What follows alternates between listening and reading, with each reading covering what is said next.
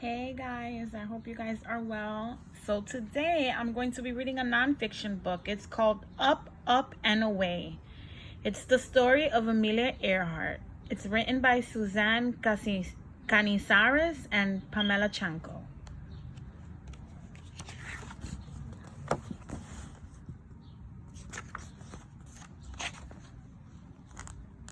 Amelia Earhart loved to fly. She was a pilot. She flew far away.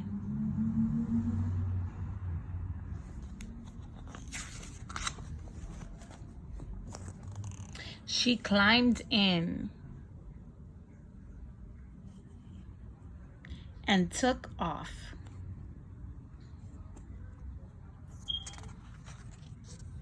She landed and climbed out.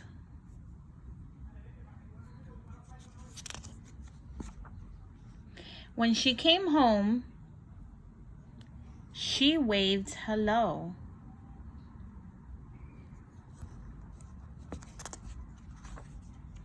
When she flew away, she waved goodbye.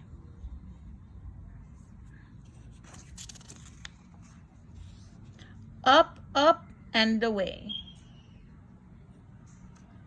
So that's the end of this little book. As I said, it's a nonfiction book, but if you guys notice, it doesn't really talk about the life of Amelia Earhart. It's just for younger readers to get an idea of what Amelia did in real life. So this is great for your little ones. So if you do still want to use this book for the older kids, I'm going to read a little bit about the story of Amelia Earhart, who she really was.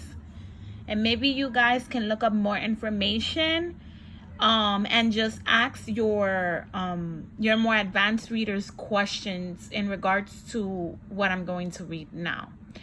Amelia Earhart is famous for being the first woman to fly alone across the Atlantic Ocean and for attempting to be the first person to fly around the world at the equator. Amelia Earhart was born on July 24, 1898 in Atchison, Kansas. Her father was a lawyer for the railroad and traveled a great deal. The family spent some time living in Iowa.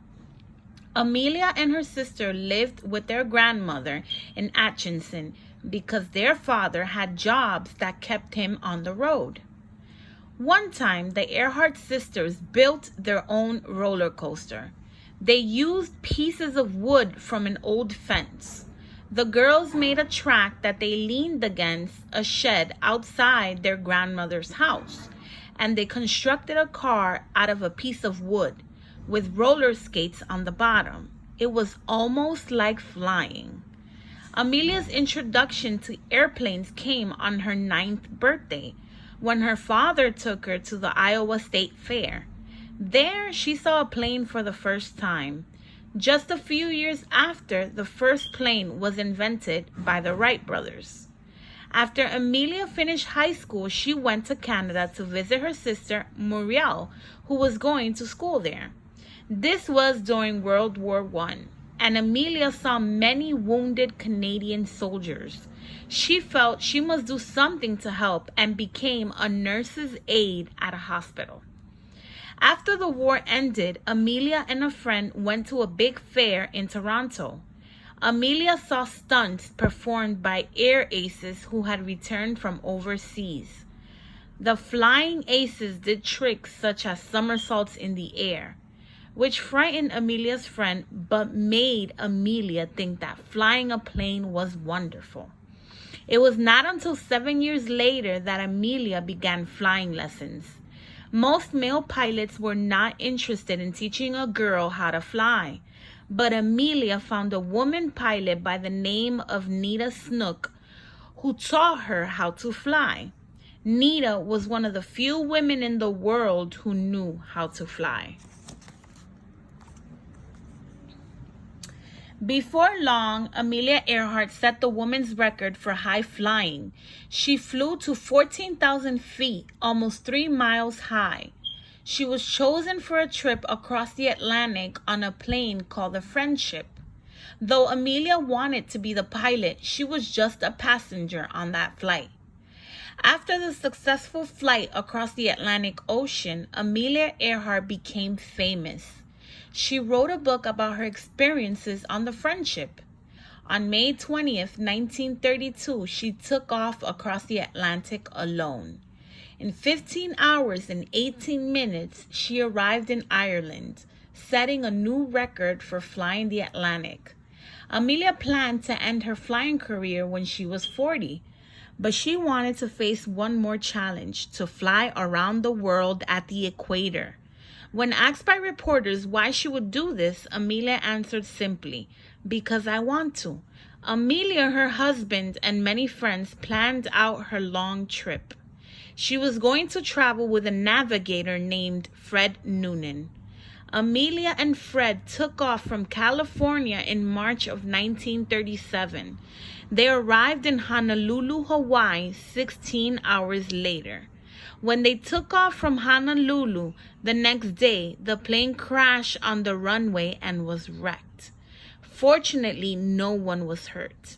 Determined to carry out her plan, Amelia had the plane fixed and set out again, this time planning to fly around the world in the opposite direction.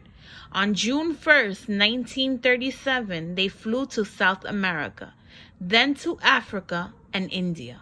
From India, Amelia flew to an island called New Guinea. From there, the plane was to fly to Howland Island.